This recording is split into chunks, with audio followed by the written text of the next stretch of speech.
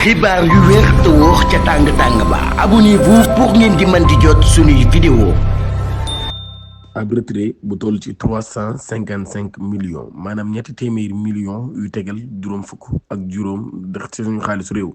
kenn ko ministre di Matar Ba moom mi nag daal daan nay wax ni mbir moom mi directeur de cabinet daan na ko ciy taxal ginnaaw bu ñu leen jaajëfalee bu baax a baax ci ànd gi ak ñun ci chaîne bii di Buzz 221 HD ñetti personnalité ngi nii kenn ki di Ibrahima Ndaw nekkoon directeur de cabinet bu ministre des sports Matar Ba kenn ki di wuytur Alaaji Jibi Ndiaye nekkoon directeur des finances et de la performance de la LONASE ka nekk di wuytur Abdoulaye Kayre nekk DG des unions trading ñoom ñi ñëpp nag daal lañ leen di inculpé daal leen di placer sous contrôle judiciaire ginnaaw bañ leen présenté ca pôle judiciaire financière ba waaye nag daal ginnaaw bi nga xamee ni daan nañu génne premier élément wu yooyu lay enquête division des investigations criminelles di dikk loolu libération li mu xam ne nag Ibrahima Ndaw mi moom mi daan nay encaissé wu lu toll ci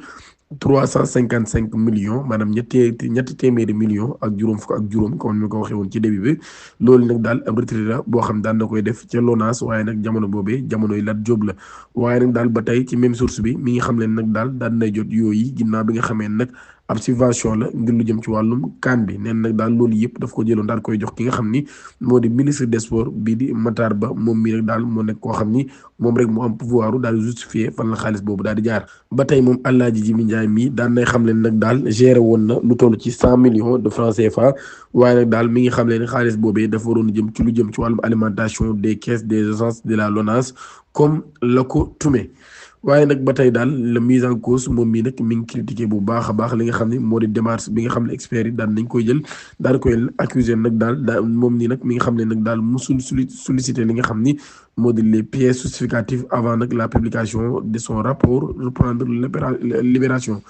Doudou Coulibaly li nga xam ne daan na koy wax enquêteurs yi journaliste bii di wuyoo tur Doudou Coulibaly daan nañ koy placé sous mandat de dépôt ngir outrage à un chef d'État étranger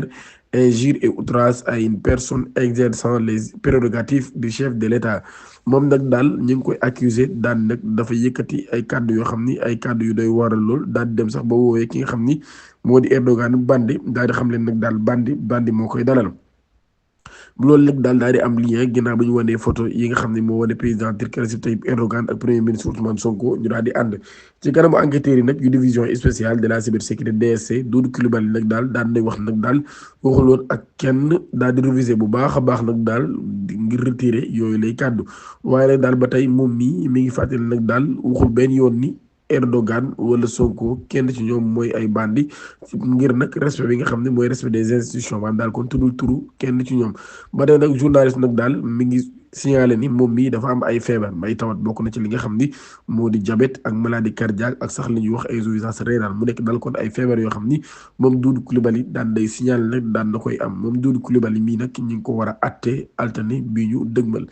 Lat Diop daan nay formaliser ab demande de confrontation direct moom Lat Diop mii nga xam ne daan nay nekkoon sous mandat de dépôt ca septembre 2024 défense bu Lat Diop nag daal daan nañu souhaité organiser ab confrontation directe ak ki ñuy wax Mohamed Dieng mi nga xam ni moom moo accusé Lat Diop Les Échos daal mi nga xam ne ni avocats yi daan nañuy déposer officiellement ab requête tey jii ci kanamu ki nga xam ni moo di àttekat bu premier cabinet bi ci pôle judiciaire financière des PGF ab défense estimé que ab confrontation nag daal daan nay nekk loo xam ni lu essentiel la ngir ñu daal di leeral boobu la mbir ci mbirum Lat Diop boobee nga xam nag jàpp nañ ni loolu bu amee demande de liberté provisoire donc seen demande boobee dinañ ko daal di accepté ci loolu nag daal kon ngir lu jëm ci mbirum transparence ak yu ni mel dañuy jàll ci beneen mbirum Fatou Kiné Cissé ak condamnation plus lourde que les réquisitions maanaam daal kon li procureur bi sàkk woon ci moom daan nañ koy tëj nag lu ko gën a kawe tribunal correctionnel de Dakar daan nay condamné Fatou Kiné Cissé mu nekk ab entrepreneur nekk directrice de la société Tahra Project daan nañ koy tëj nag lu toll ci benn atu kaso boo xam ne daf koy tëdd ngir nag daal di biral ay kàddu yoo xam ni wérul maanaam kon division des fausses nouvelles ba tey nag ci ba information yi nga xam jël nañ ko ci Les Échos la parquet daan nay sàkk woon ci nga xam nag moo di attekat bi mu daal di koy tëj juróom benn weeri kaso yoo xam daf koy tëdd waaye nag juge bi dafa daal di décider nag daal di def peine bi mu gën a mag loolu nag daal daa jàpp ni kàddu yi nga xam ni Fatou Kiné Cissé daan na koy yëkkati loolu yi nag daal mën naa nërmeel bu baax a baax li nga xam ni moo di jàmbi réew mi li nga xam ni nag moo di origine boobu dem condamnation ab vidéo la boo xam dafa mujjee viral Fatou Kiné Cissé mi nag daal doon évoqué ab supposé menace sur la sécurité du président Bassirou Diomaye Faye maanaam daal kon menace mu doon xam ne ni am na ci sécurité wu président de la République Bassirou Diomaye Diakhar Faye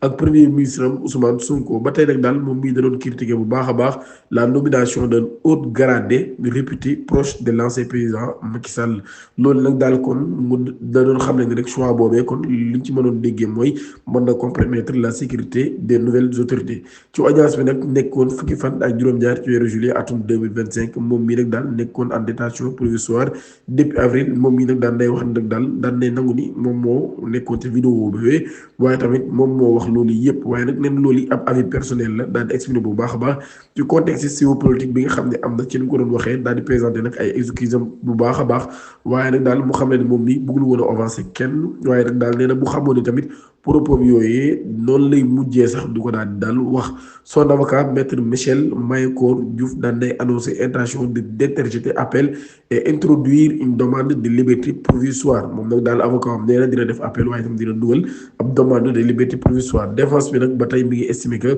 condamnation bi nag daal ab condamnation disproportionnelle la et que les propos révélant de la liberté d'expression dans un débat public sur la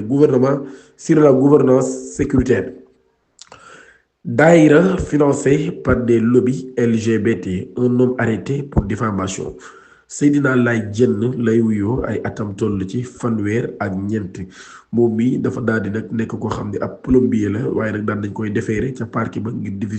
parquet bu division spéciale de cybersécurité DSC ngir diffamation ak propos contraires aux bonnes mœurs ak insulte envers un groupe maanaam daal kon yëkkati ay kàddu yu wérul lañ koy toppee ak yëkkati ay kàddu yu ñaaw ak sax saaga jëmee ko ci ab groupe ba tey Libération li mu xamle moom mi joxe information bi neen nag dafa accusé ci des réseaux sociaux ci ay compte anonyme yu bare daal di attaqué nag daal ab daayira boo xam ni daayira Serigne Idrissa Diaw la wala sa compte Serigne Idrissa Diaw bu daayira Akhlullahi de Cambérène moom mi nag daal daan day accusé ni ñoom ñi ay lobby LGBT ñoom ñoo leen di financé daal di xam ne nag daal Serigne Idrissa Diaw mii dafa nag daal causé la mort défunte de Chérif Ousseynoulahi ne nag daal kon moo tax kon ba Chérif Ousseynoulahi daal di génn àdduna loolu nag daal ci ay pratique yoo xam ni pratique mystique la maanaam daal kon daal koy jaarale ci wàllum jabar ak yu ni mel propos yooyu nag daal moo tax kon ñu daal di koy yóbbu ci yoon ba ginnaaw ba moom mi daan nañ koy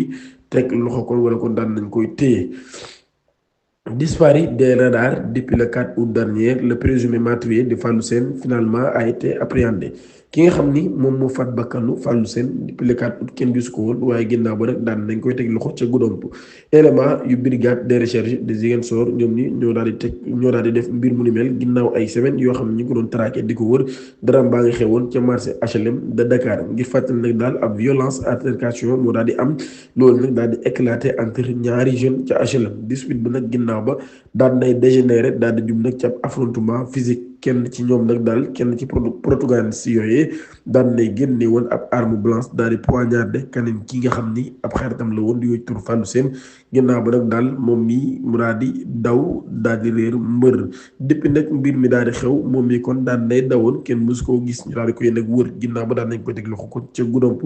mu nekk nag ab étape décisive ci boobu lépp dossier ginnaaw bi nga xam ne nag daal mbir moomee kon ba ngay avancé bu baax a baax TRFM ki nga xam ne moo di nijaayu ki génn ba kanam daan nay wax nag daal justice amul benn limite waaye nag daal nee na mbir moomee kon nañ ci taxaw bu baax a baax ba ki nga xam ne mu def jéeyu ju ni mel yoon daal di mën a jëflante ak moom bu baax a baax di leen jox di daje ba ëllëg incha allah jërë ngeen jëf.